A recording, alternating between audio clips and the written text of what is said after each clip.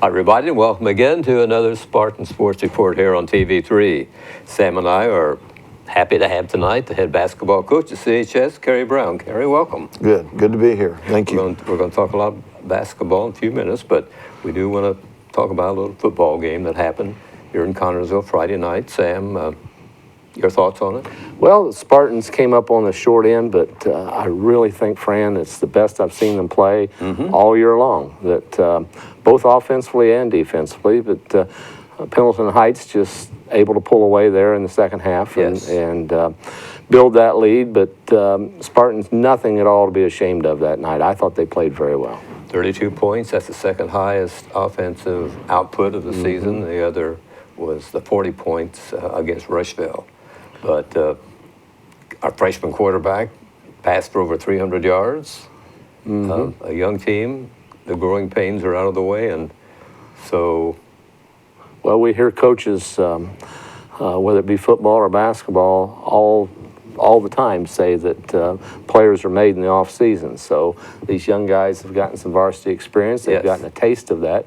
So now it's up to them and their coaches and everybody concerned to get better. And I think that this team can. And they got to hit the weight room and work on the things they can work on in the off season. It was the first round of the sectionals. They lost to Pendleton Heights 48-32. Kerry, I knew you were there. Your thoughts? It was an exciting game, back and forth early. I thought we showed that we have some talented athletic kids on the field. We ran away from them. Bottom line probably was the mistakes. They made fewer of them, and then it seemed like they were probably stronger in between the tackle boxes, and that goes back to what you're saying, Sam, getting in the weight room. And but from a quickness standpoint, I think, and we were talking off the air, we ran away from them a couple times, and they couldn't catch us. So if we can get those kids, it's one in the trenches, I believe. I used to coach football, and, the offensive and defensive lines play such an important role in determining the outcome of games. Obviously, you want those skilled position players, but I still think it's one in the trenches. I think you're right. The kids played all season long. Sam and I have talked about it. They played hard. They never gave up. If you play hard and smart, you'll win games. Well, we try to communicate that to our players, to us, it's how you go about it, whether you win or lose. Sure. We rarely talk about winning and losing, and I don't just say that. We very rarely talk about winning and losing, but we talk about doing things the right way, and that's playing hard, that's playing with great attitudes and playing for one another. And usually if you do those things, the outcome will take care of itself. Sure. And then, we always remind our kids there are no guarantees in life, so sometimes you can do the right thing all the time and it still not come out in your favor. But it's about building character and young men and our football players and our football staffs doing that. And as we've talked often, they're students first, athletes second. Exactly. Yes. There's very few Division I athletes running around our hallways. It's more important that they are acquiring those life skills through participating in athletics. There's more to the game than just the actual winning and losing. And as you've mentioned, they're students first, and that's going to take them farther in life than anything they've done on the basketball court or in the athletic arena. A couple of schools in our area are still in the running as sectional goes into round two. Two area teams that are live are Cambridge City Lincoln, the Golden Eagles, and the Centerville Bulldogs. Both those guys were successful in Friday night sectional games. We might review them here a little bit. It was Indianapolis Shortridge that lost to Cambridge City 51-14. They'll meet Tri in round two this Friday night at Cambridge. The game will be at 7 o'clock. If any of the folks here would like to drive up to Cambridge and watch those guys in action. Centerville, the Bulldogs, won 21-0 at Switzerland County. They meet Triton Central Friday at 7 o'clock at Centerville. And again, folks could go up there to see that ball game. The one unusual thing was that was the first win for Centerville all season long. They lost the 9 regular season games. Finally got a win. Well, we always say that everybody starts 0-0 on sectional night, opening round of the sectional. So they proved that to be true and got their first win. Congratulations to both those area teams, Tri-Eastern Conference teams, both of them. You know, you mentioned that Lincoln defeated Shortridge. Now, back when I was young, Shortridge was a big school, and so was Broad Ripple, a lot of them. But now they're magnet schools, and are I think that's what you call them, Coach. But I believe so. now they're both down in the 2A range. Yes, so. yeah, Class 2A, right. Other area teams, Union County lost to Triton Central 45-6. It was Russia losing to Lawrenceburg 67-7. Franklin County lost to Seymour 46-30, and Richmond lost to Newcastle 21-20. That's kind of a shocker. That was a real shocker, and I guess that was won in the last seconds of that game. And anytime Richmond loses, I think no matter what the sport is, it's a good thing. Not that I'm real fond of the green and white either, but I believe that coming into that game, that Newcastle had only won one game. They were, yes. Richmond had a big lead, I think, in that ball game late in the game. Newcastle rallied, and the way I understand it, the ball was in the air, the time ran out, the kid caught the ball in the end zone to tie the game, and then he got the extra point to give him the 21-20 win. Wow, how exciting. It's not over until it's over. That's right. So that must have really been an exciting ball game. Kerry, tryouts come up. Can Sam and I try out for the Spartans this year if we kind of fudge on our age a little bit or something? Well, if you're enrolled at the high school, we'll get you in the tryouts. I can get you in the tryouts. I don't know if you can actually participate, though. How's that? We can come watch. Huh? Yes. Yeah. You start basketball warfare 4 weeks from Wednesday. We start, with Union County. Sam can tell you exactly how many days it is. I know we start practice 2 weeks from tonight, November 9th, and we'll have tryouts the first couple of days, November 9th, November 10th, and then whatever that is, 24, 25, 26, I'm not sure about the actual date, but we get 12 days of practice in before our first game, which doesn't seem like very much. I always feel unprepared going into the first game, especially compared back in the old days when the non-football schools were already playing in early November, but it's different, and it's the same for everybody. So it's a Wednesday before Thanksgiving. That's when we always begin. Well, what's the outlook for this year? What you lost some good kids during to graduation. Yeah, I think we're optimistic about this season. We lost a lot last year. We had a good team, 16-11. Those kids that were part of last year's team won a championship, the conference championship, and then they competed for the sectional championship, getting beat in the championship game by Richmond, who lost in the semi-state. We lost 4 seniors, Andrew Stein, Ty Miller, Micah Kelly, and Bryce Howard. So we've got to replace those kids. I think we can get that done, but it's different from one year to the next, just the team chemistry. I really thought last year's team was very much a team. They cared about one another. They had each other's backs. Just as an example, we didn't have one person that averaged in double figures last year. They didn't care who scored. We had different leading scores, different nights. We had a number of different kids that were capable of scoring, and it made for a very difficult team to guard and a very enjoyable team for me to coach. But we returned 2 full-time starters in Grant Smith and Tyler Billups. And then we returned 2 more young men that started part-time because of injuries and things like that, Bo Isaacs and Chandler Graves. And then we returned 1 other young man with quite a bit of experience from last year, and Garrett Silcott, who will just be a sophomore. So we need to work on our depth. I mean, there's obviously things we need to work on as we go into the season, but first and foremost, it would be depth.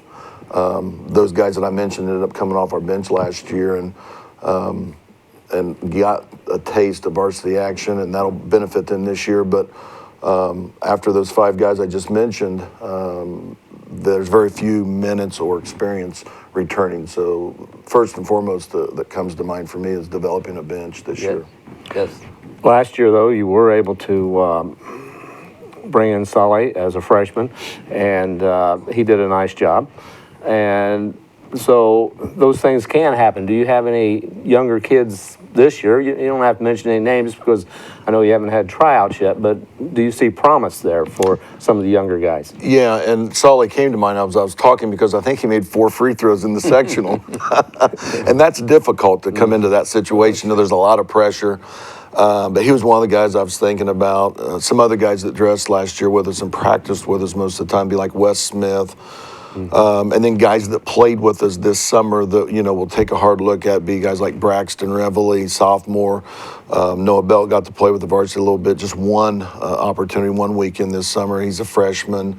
I'm probably going to leave somebody out, but we would always take 10 kids with us. Gavin Wicks, as a junior this year, that played JV last year as a sophomore, was one of those kids that played with the varsity all summer. And Dalton Huffman would be another one. So I think there's about 11 kids that we got to look at this summer, and we have an idea of what they could do. And summer's not always the same as the regular season, but and then you never know who might come out, who's decide that they want to play this year. So we'll just have to wait and see. Again, we've got 2 weeks. We've got 2 more weeks worth of open gyms, and but those are the kids that that we have an idea about right now. Talk a little bit about the summer program and some of the games and some of the teams you may have played. Well, I want to talk about everybody. Then we do things with our middle school. We play in round robin tournaments. We take the middle school kids to Hanover and they spend the night and go to team camp down there. And that's this year it became grades 6, 7, 8, and 9. In the past, it's always been 7, 8, and 9, but we were able to get a 6th grade team, and that would just benefit them. They actually went and played in the 7th grade tournament, so we thought that was really good. And I think we took 2 7th grade teams and 2 8th grade teams, if my memory serves me correctly. So we took a lot of kids down there, and that's good to have a lot of young kids playing.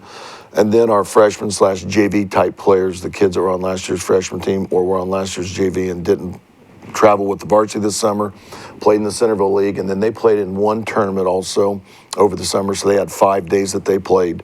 And then the varsity played 4 days, but it might have been one weekend was multiple days. We traveled to Bethel because of the connection with Zach Miller going up there, played South Bend schools, played, I don't know if we played some on the Andrean, Hammond, Bishop Knoll, South Bend, Washington, someone else, I can't remember. We went to Lawrenceburg because we knew we were going to get to play the Ohio and Kentucky schools, and we did. We played 5 games against teams from out of state. I think we were runner-up in that tournament. Might have been about 16 teams. We went to Perry Meridian because we wanted to go over there and play that type of player, athlete, and we played Avon and Franklin and Bloomington North over there, so it was good competition. And we went to Indiana Wesleyan, was our 4th round robin that we went to. And we played Fort Wayne North, who we knew a little bit about up there from the Richmond tournament. Similar outcome, played well early and ended up getting beat by them, but they're very good again. And I can't remember who else we played, but we ended up playing, I want to say, about 16 games in those 4 days or 4 round robin tournaments that we played. We practiced 3 times a week in the summer at 6 a.m., and then we play 4 days, and it was for the 4 Saturdays we travel with the varsity kids. So we could do a little bit, we go places with them, the JV and on down. We stick a little bit closer to home, but we like to get out with those kids and sometimes get them on a college campus like Bethel or Indiana Wesleyan and get them some exposure, and the coaches get to see them, and also get them on campus places that maybe they think about they might want to go to school at. Bethel, that's a great opportunity because we've had one that's just graduated and another one getting ready to go. So, well, and Ty's up there. I actually went and watched him last week. I went and watched him last week when I went home over spring break or fall break, and he played a game against Ancillo, which is a junior college. And then actually they wanted Andrew Stein to come up there and play soccer and basketball. So, but Andrew ended up going down to IU, and Micah's in Virginia, and Bryce is up at Ball State going to school, not participating in athletics, but doing the important thing. Ty's still chasing dream a little bit and playing ball, which I can relate to and completely understand. But he's going to do well as a student up there as well. So. But yeah, we just get them out and get them on campus, and whether they get seen or they get on a campus and they get to visit a little bit, and maybe they decide they want to go to school there. And obviously Ty followed in his brother's footsteps up at Bethel. I think it's great that you're able to play teams from all over the state over the summer, and also some from out of state, just to see the different styles. And because tournament time, when we can advance, and when we do advance, then you may see those guys again or see similar styles. I don't enjoy playing the teams that we play on our regular season schedule. It's hard enough to beat them during the regular season, and then if you see them in the summer, and it works both ways. They see our kids and we see their kids, but I just soon go play someone else. And again, we do challenge our kids. We play a pretty challenging schedule because that's what it's going to take to be successful during the season and during the tournament. And it just gives them a little bit of an idea of where we're at and where we need to get to still. It's a really learning experience, isn't it, for these kids and maybe for you? It is. You see a lot of growth, and again, it allows us, and not such a pressure-packed situation, to develop our other kids. We want to win every time we take the floor, but that's not the primary focus in the summertime. We're playing kids. As I mentioned, we take 10 kids every time we travel. And, during the regular season, you usually have an 8 or a 9-man rotation, and you're not playing that many kids. You just normally don't have the luxury of that much depth. But in the summertime, we play them all, and it's just for that growth and for that development, sure. And hopefully it'll benefit us then during the season. When tryouts happen, walk us through a tryout. What do you do with the kids when they show up for a tryout? Well, it's basically practice. Okay. I don't anticipate having a whole lot of people to cut, and that's the worst part of coaching. It really is, and I've been cut as a player at the college level, and I've had to do this for 30 years now. It is the worst part of basketball, is having to cut someone, sure. Or be cut, and I can relate. I've been there. But it's really just a normal practice, but we are evaluating. A lot of times you have an idea who's going to be on the team, but you're not sure about filling out the rest of the roster. And those are probably the people that get the attention of the coaches the most, is the kids that are on the bubble, so to speak. Who we're going to keep to finish filling out the freshman roster, who we're going to keep to finish filling out the JV or the varsity rosters. And usually it's one of the lower teams. It's not that our team's already picked. I don't mean that at all, but again, I've been around these kids, and I've seen them and worked with them. So it's just normal practice, and we're trying to evaluate those kids that are competing for those last few spots. The good thing about it is I believe that everybody has a chance to change where they come in at. And sure. If they came in as the 12th man, they have an opportunity to move up and earn playing time through practice and impressing the coaches. So the main thing you want to do in cuts is just get on the team. And then after that, you can change whether you're the 12th, 10th, 8th, et cetera, sure. Man on the team. Who helps you? Who's your assistants? Feel very fortunate. We've got the same coaching staff that we've had, minus Sean Atkins left us 2 years ago to go back over to Rushville and be a little closer to his girls. But J.D. Miller's the varsity assistant. Cody Smith's back as the other volunteer assistant. We've added Zach Ray is going to come on board this year, or we're in the process of adding Zach. I don't know if I should say that. But he played at Cambridge, played at IU South Bend, and was on the team at IU Kokomo. So he brings some college playing experience. He's back in the area. He's going to get his teaching degree. He wants to coach. So he approached me about if he could assist us, and he'll come on board as a volunteer coach pending board approval. We're in the process of that now. Chris Balmy returns as our JV coach, and Tim Howard returns as our freshman coach, and they've been staples since I've been here. That's good to have that kind of continuity, I think. I agree with you in terms of communicating with the kids' expectations. There's that thing about coaching your coaches, and you want to make sure they're doing the right things. And if you always have turnover, it becomes very tough and challenging to always make sure that everybody's on the same page. So when you have that much continuity, I think it lends itself to consistency across the board. Our middle school coaches are the same as well.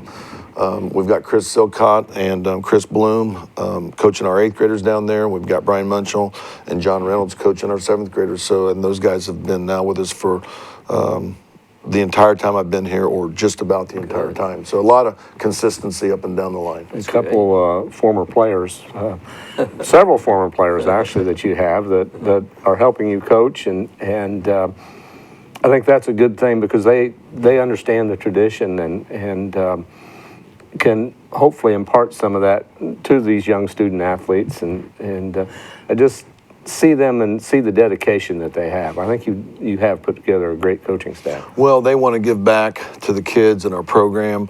Some of them didn't play for me. Obviously, I think if you've played in our system, that's even more beneficial. But just to have been a Spartan and want to see the continued tradition and excellence here, Brian and Chris, you know, they were Spartans over here. And it's important to them that we excel and do well. And they're going to do their best to make sure that that happens.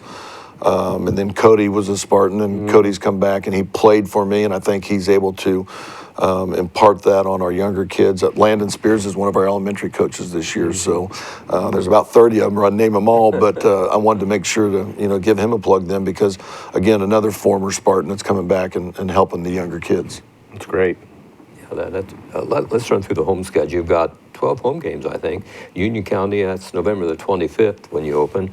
December the 4th with Rushville. On the 5th with Shelbyville.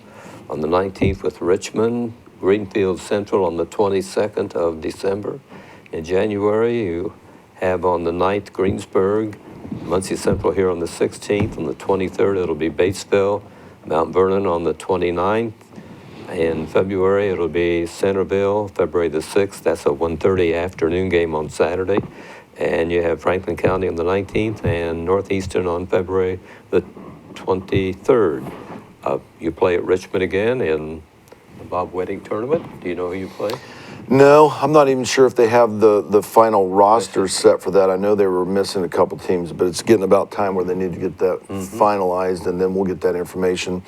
I'm sure we'll get a cupcake first round matchup like we normally do, and just take it from there. But it's 3 days and 4 games of really, really good basketball, and the competition's very keen. You know, if you're on Christmas break and you don't have anything to do, I don't know what they charge, but I'm sure it's a bargain if you go there and watch. There's just all kinds of games and really good competition. I do know this: Warren Central's in it this year. Valparaiso's coming back this year. Fort Wayne North's coming back this year, and they had a good recruiting class.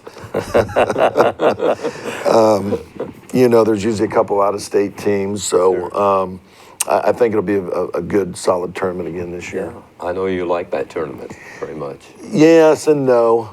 Our kids like it, so they tell me. So we keep going back. I'm not saying we wouldn't change sometime. It is a grind. The season's a grind, but just those 3 days, the 4 games, the preparation, the turnaround, the short turnaround to get ready. But I do like how it simulates a Friday, Saturday night, and it actually is even harder than a Friday, Saturday night would be during the sectional because of that last day you actually play, or the one day, I can't remember now if the second or third day, you play 2 games. I think it's 1, 2, 1.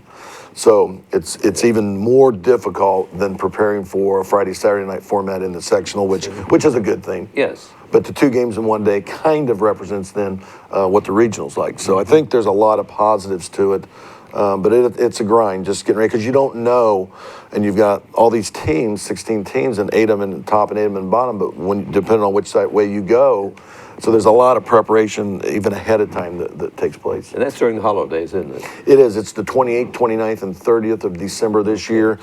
Seems like we've always been right around and even playing on New Year's Day, New Year's Eve. So it'll be a little bit of a, I guess, break. Our kids will get New Year's Eve, New Year's Day off this year. Talk a little bit about conference this year. EIAC, pretty competitive basketball-wise.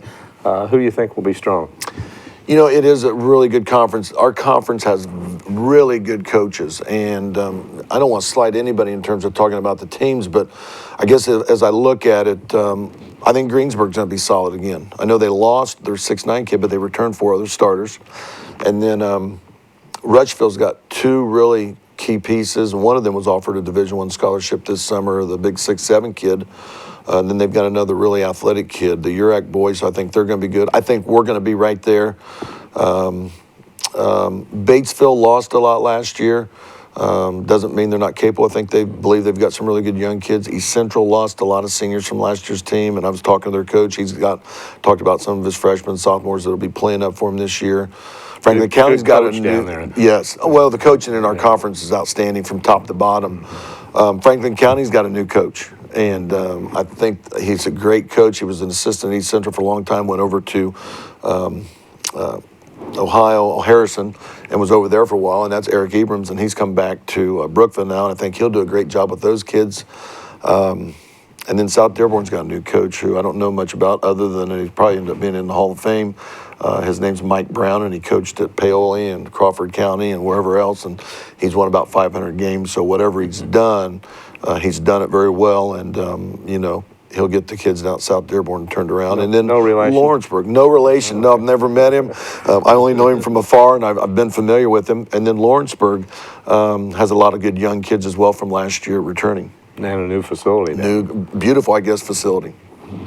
But facility, we got a new floor. Yes, we do, and I think we'll be right there. I would be dishonest if I told you I didn't think that we have a chance to repeat as conference champions, and that starts with that first home game, conference home game against Rushville, and every game is a conference championship night in the conference because if you lose one or more than one last year. We tied for it, I guess, technically, but I guess I believed that because we had one loss and Greensburg had one and we beat them, I thought we would have won the head-to-head competition, but that's just me. But I think we'll have a chance again to win the conference again this year, either outright or tie for it. Great. Well, that'll be great. We want to talk about the Parks. We're starting a girls basketball, and this is more or less Michael's category, but the Parks Department will begin are accepting now registrations for girls basketball leagues. The registration will be accepted for 3 age groups: first and second graders, third and fourth grade, and fifth and sixth. And anyone interested can talk to the folks at the Miller Building at Roberts Park, and they'll be accepting registrations through November the 20th. They'll play their games on Saturday afternoon. So I'm sure Mike will be watching some of the little kids, little girls playing basketball. Got to start them young. Speaking of girls basketball, it's right around the corner, isn't it, Sam? It is. Hours? November the 5th. A week from This Thursday. Thursday. And from the night that we're airing this or taping this, it's 10 days. 30 days for the boys, 10 days for the girls, Yes. 20 days apart. So It's right around the corner. Dave Pollard and I will travel over to New Pal for that, and we invite you to join us on KMEX. Yeah, and the first home game will be that Saturday against Indianapolis Cardinal Ritter. So Michael's expecting a young team, Carrie. What are your thoughts on the girls? Do you get a chance to see them very often? I try to support the other sports. I go to every football game, home or road, and I try to make it to all the girls' games and support them as well. But, young teams, all that means is you got to grow a little bit quicker if you want to compete at the end of the season. And I've been fortunate enough to have a group of young men when I was at Rushville that taught me a lesson I'll never forget. They only won 4 games during the regular season. They won the sectional, they won a game in the regional before they finally got beat in the championship by the state champions. So young doesn't mean you can't. It only means be a little more patient, and it requires a little bit more time maybe to put things together. There's a lot more learning that has to take place. Hey, if I can, I wanted to get one plug in. We've got a chicken dinner the night of the girls' home game. I believe it's November 20th against Centerville. So if anybody sees this and they're looking for a great meal, again, I believe it's Friday night the 20th, I'm pretty sure. It's the night the girls host Centerville. We'll be serving a chicken dinner that night. It's a fundraiser for the boys' basketball program. Okay. Always good. That's in the cafeteria at Located in the cafeteria at the middle school. Okay. You're pleased with the new floor, I assume? I've been on it once. I'm going to get on there again tonight. We had an open gym over fall break. Unfortunately, it got turned over to us when we were on fall break, and our kids have been on there once. So tonight will be our second night on there and my really first night, and I'll see what they think. And obviously, I don't have to play. It's just them. Gary, welcome. We appreciate you coming, and we're going to welcome you back again on Connersville Speaks right before the season begins for you. But in the meantime, best of luck with the team coming up, and have a great season. Thank you. It's good to be here. Glad to have Thanks, you. everybody, for watching us here on our show tonight, Spartan Sports Report. We'll be back next week with another report. Thanks.